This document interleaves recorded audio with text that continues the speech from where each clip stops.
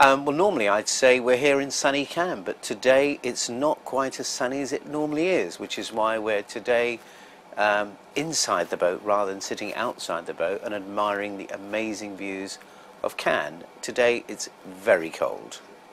I love coming to MIPIM every year, there's no question. I think as far as the property industry is concerned, I think MIPIM is the one event you shouldn't really miss. This gives me a great opportunity to meet all investors, developers, banks, lawyers.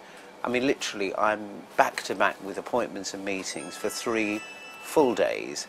You know, and to be honest, in 3 days, I can probably do what would take me a month to do anywhere else.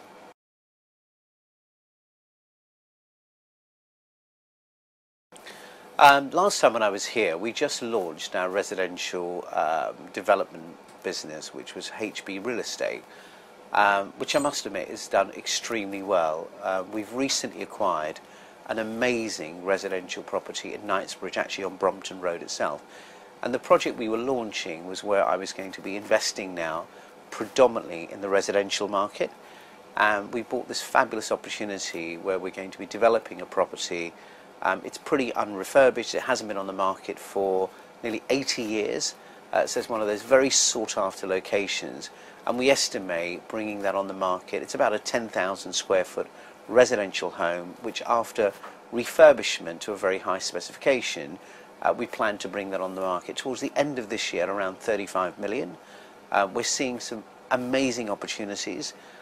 Whilst I think people are concerned about the general real estate market in the United Kingdom, but what I've found is central London has got its own uniqueness about it, and we are seeing some amazing opportunities because valuations have recovered far quicker than I think anybody expected. So whilst we saw 2007, 2008 a general decline, but literally towards the end of 2008, beginning of 2009, the central London commercial and residential market has almost fully recovered to the heights of 2007.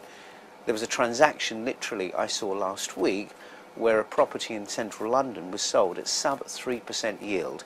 Now 3% yield wasn't even numbers that I was seeing at the height of 2007. So clearly there's a message that demand is outstripping supply when it comes to quality, high value, either office or residential opportunities. But this is primarily in Belgravia, Chelsea, Mayfair, prime central London.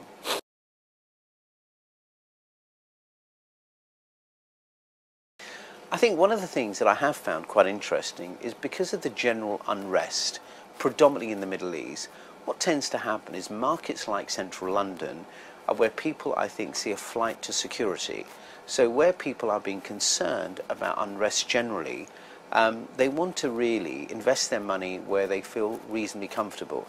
And I think Britain has a reputation of transparency, good governance, good laws, and people feel comfortable that they invest money here, that their money will be safe. And central London prime historically has always been that location where foreign investors feel very comfortable. And I think to a large extent that's one of the factors why prices, I think, are going up faster than we would expect, because people are prepared to pay a premium for the right opportunity.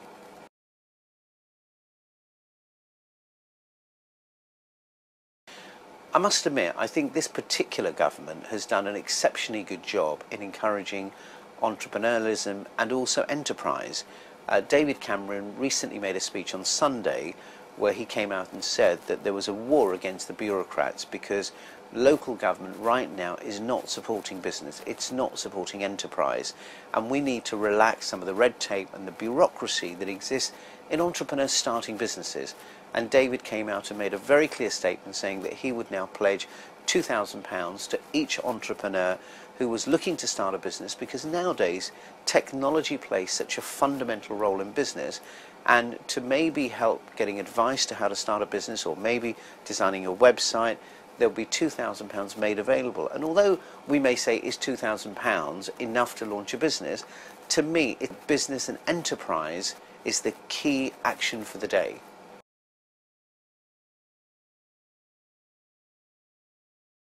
My plan for 2011 is really to try and address the capital gap that the banks have created. a lot of property entrepreneurs are finding it incredibly difficult to get funding for some of their projects. And recently I've been approached by a number of entrepreneurs who are saying, I've got this great opportunity, be it commercial or residential, where there's an opportunity to make money. Their problem is they just can't get that equity. So I'm focusing this year is essentially bridging that gap, almost to replace the banks in providing equity to young developers, young entrepreneurs, people who want to make property their business, and for me to provide the capital necessary.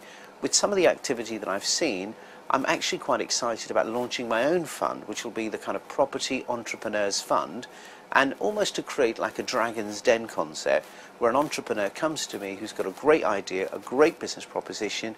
I'm looking for him essentially to put up 10% of the equity, and I'm happy to bridge the difference of that 20 to 30% equity gap, which I'll happily provide myself, and almost become the property dragon.